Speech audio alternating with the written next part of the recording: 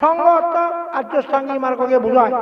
যে আর্যষ্টাঙ্গী মার্গ পথে চলে শিবের কথা সঙ্গ বানা এড়িয়ে হুললে নয়, রঙর বেরিয়ে নয়।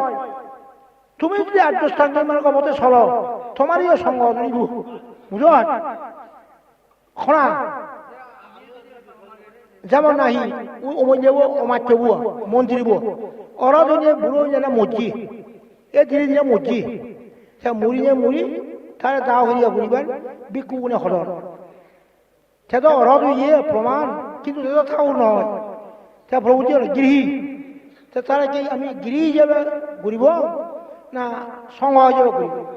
বুদ্ধত্ব বিচার করছেন বাদে সে তো অরদ ইয়ে গৃহী, তারা কি সঙ্গ মানা যায় না গৃহী?